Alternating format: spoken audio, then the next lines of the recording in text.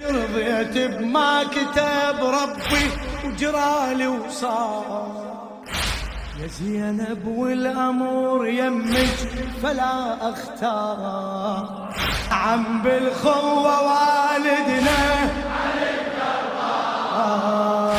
لكن انت امك الزغرة وإلك أسرار إلك ويا السماء اشتم حديث ودار